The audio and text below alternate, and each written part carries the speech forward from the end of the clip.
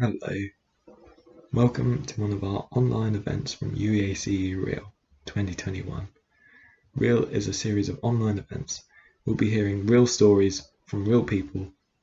Over the course of this fortnight, we're considering how these stories fit as part of a greater story and how this ties in with the real life of Jesus and what is meant for us and for the world today. We've had a great week so far. We've heard talks and panels about peace, prayer, justice and community and mental health.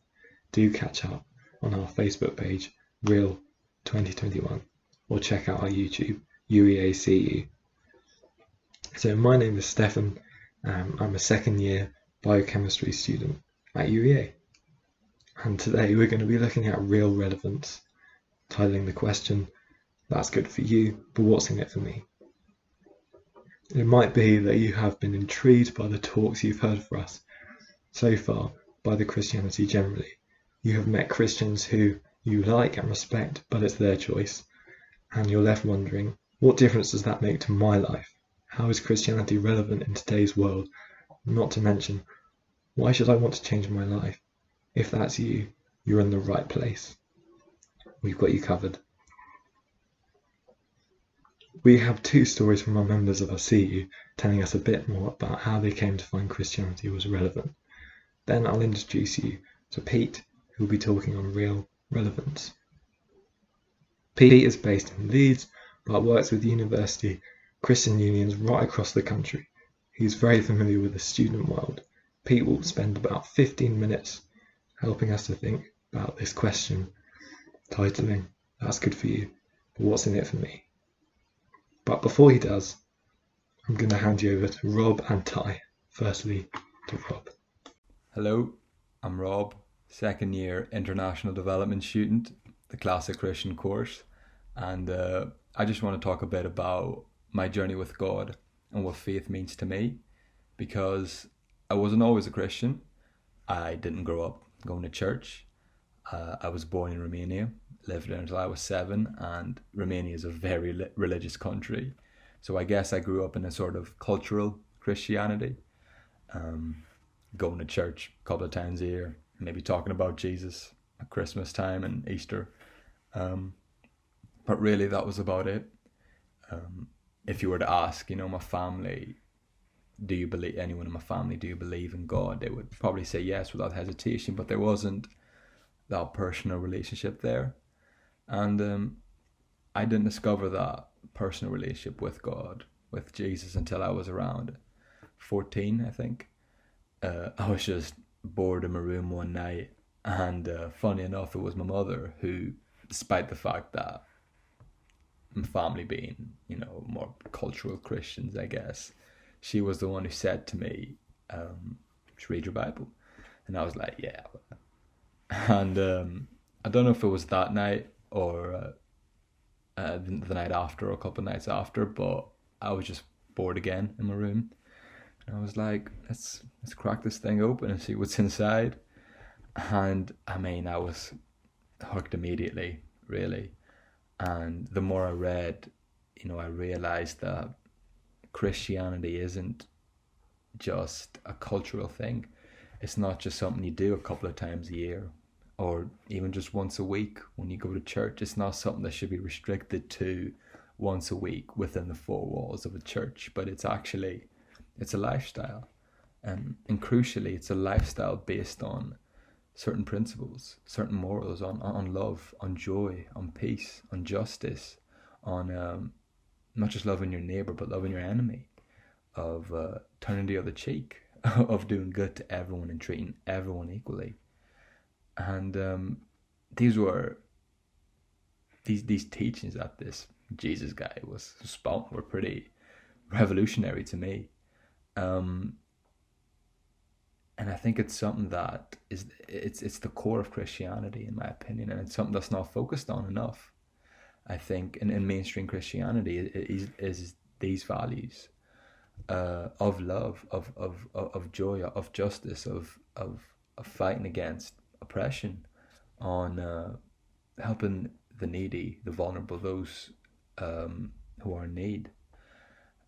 And I think it's at the core of Christianity, and it's what Jesus did, but it's something that's not focused on enough, in my opinion. But if you would ask me what what faith means to me, it's that backbone, that foundation, that base to go out and live my life to the fullest. It gives me strength and purpose to go on and do what God has called me to do while living my life, with those morals and with those principles. And I think, though I struggle a lot with it, especially not being in a church-going family, not really having any Christian friends, there was ups and downs with it, but I stuck with it, and now I can look back and say, man, I don't know where I would be if it wasn't for my faith, and I actually don't know if I would even be here if it wasn't for my faith. And I know that sounds pretty dramatic, but it's true, and it's kept me going through a lot of tough times, and it's that foundation, that base, for me to go out and live my life, and that's what faith means to me. So yeah, thank you for listening. Hey, I'm Ty. I'm a first-year drama student. I came from an atheist family. I was a massive absurdist. Basically, I believed life was a joke. My actions showed that. And before I came to Christ, I kind of valued things in life. Such as being funny. Like looking hard, hanging out with like rough people, and kind of seeking masculinity and kind of like feeling tough. And that was kind of an idol for me. But ultimately I came to Christ when I looked around at the world and I thought, this is just so horrific, and I've done bad things, everyone's a liar, I saw my best friends betraying each other, and I just thought, what's the point? Why is there all this chaos? And then I just thought about the idea of people worshipping demons for thousands of years, and why would people worship gods, and why do they all look like aliens, and there must be something more. And then obviously the Bible provides a story for that, and ultimately in my heart it was kind of letting go of hating that authority and finally seeking God. And when I did that, my life massively changed. I finally had righteousness. I finally had hope.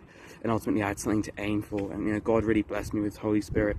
I changed, over a course of a year. I went from, shouting at my parents every day, swearing every day, just, even for a while, smoking loads of weed. And ultimately I went from that to just being someone who has hope. And ultimately, if there's one thing I can say is, being a Christian taught me that I can hope in only God and not myself. And, when I tried to make it about my own religion, my own Bible knowledge, it's not going to work. And yeah, God just led me through His light, and, He blessed me with, He just blessed me. Thank you, Rob and Ty, for sharing. I'm now going to introduce Pete, our speaker today. Listen, hope is a slippery word in the English language. Sometimes it refers to things that we merely wish for, like the weather will be good, I hope the barbecue will be on a sunny day, or I hope that restrictions will lift, or I hope we'll be able to see each other again in Norwich soon. But we can use that same word, hope, in a deeper sense too. When we say that a person's only hope is medical intervention, it refers to the thing that can save them. At the deepest level, we place our hope in that which we believe will see us through. That's why one of the most devastating things in life is to lose hope. When we can't see a way out, when it feels like the heaviness of our circumstances just overwhelm us. That's why hopelessness is very often associated with feelings of anxiety and frustration and despair. Maintaining hope, it's not only important for our own well-being, it's also essential if we're to help others in their own time of need. But that prompts a question in each of us. Is there a place where we might still find hope if our worst nightmare occurs? I mean, what hope can see us through when things go really dark? None of us wants the focus of our hope to disappoint us just when we needed it the most. True hope looks the world's darkest realities in the eye and then yet refuses to give in to them. True hope can see us through when every other prop gives way. Listen, if we are people who will die on a planet that will die, in a universe that will die, it's hard to find much ultimate reason for hope. And yet, according to Christians, hope isn't futile. because it can be tied up completely with the person of Jesus of Nazareth. As we've seen over the past couple of weeks, throughout Real, Jesus just made some extraordinary claims. Time and again, he claimed to have come to put our broken world back together again. He claimed that he could be our hope. He could see us through, whatever our lot. And his extraordinary claims were backed up by just some extraordinary actions. Time and again, Jesus met people in apparently hopeless situations and just turned everything on its head. He promised hope, and then he was able to deliver on his promises. Now listen, people in Jesus' day weren't fools. They knew that miracles like those in Jesus' day, of sight coming to the blind, of lame people beginning to dance, those things didn't happen every day. Part of what compelled them to become his followers was that around Jesus the rules just seemed to change. This man who acted and spoke as if he were God seemed to carry the authority and touch of God, even in seemingly hopeless circumstances. Around Jesus you could always have hope. Indeed, all of the accounts build towards the greatest miracle of all, Jesus' own physical resurrection from the dead. So strong was Jesus' authority in his world that not even a brutal death could stop him in his tracks. Now, do you know what? If we had time tonight, I would love to explore some of the evidence for Jesus' resurrection. We sadly don't have that time right now, but why not ask your Christian friend, what has compelled you to believe that Jesus really rose? But for a few minutes, I just want us to camp out and explore the implications for our hoping if Jesus really rose. Most pertinently for tonight's theme, it means that Jesus really will come good on his promises to put the world right in every detail. In other words, it means our hope in Jesus really is well placed. Think of it this way. So long as Jesus was in the tomb, no one could have ever really known if his claims were true. Yes, he claimed to be this Messiah, the one who put the world right. He claimed that through his death, he'd reconciled a broken world to God and that no situation was ultimately hopeless. But for as long as Jesus was in the tomb, we'd never know if he could come good on his words. But as Jesus rose, it showed he had come good on his promises, that his death on the cross was not a failure, but the means of him putting the world right. Not even death could hold him. Aren't we especially aware, living in the midst of the pandemic, that the world is flimsy? It's a world where things break and decay and die. There are things that often cause us to lose hope. Jesus is saying that his very mission was to come and take this world and to put it back together again. The Bible closes with a vision of this world, only it's a place now with no more mourning or pain or tears. A place of joy and satisfaction, the likes of which we've never known before.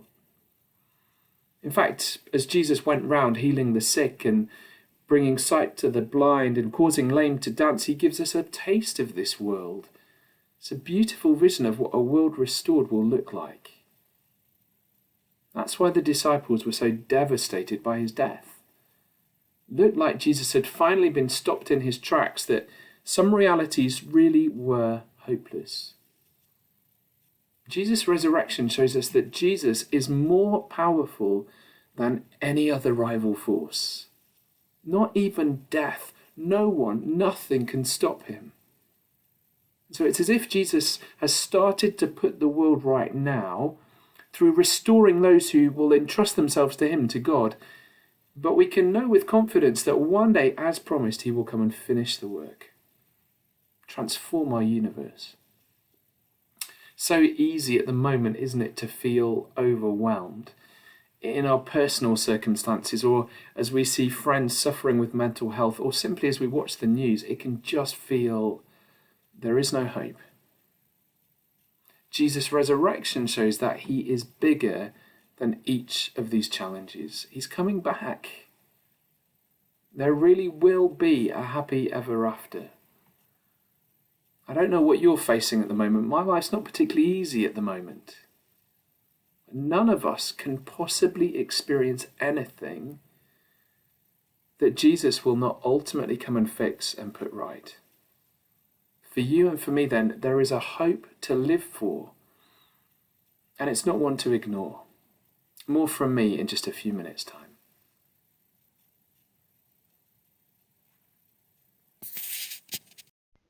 Thank you, Pete. It might be that you have questions or want to hear more about what we have available for you. If you're watching this live, there's a Google Doc just below this video. There's also a chance to ask your questions. It might be you're on a watch party with friends at the moment. You can pause and then chat this through, what questions you have. Hopefully we'll see you tomorrow, Thursday 11th at 2 p.m. We're going to discuss identity. How can I truly be myself? Which sounds good. Take care. Is there something about the Christian faith that makes you curious to find out more? Have you got questions about life, meaning and hope that you'd like to explore? At UEACU, we'd like to warmly invite you to our Christianity Explored course, where we'll meet each week to discuss and investigate the life of Jesus Christ and what it means for us if his offer is true. Whoever you are and whatever you believe, you are so welcome to join us. Come along to our taster session on February the 11th. We are so looking forward to seeing you there.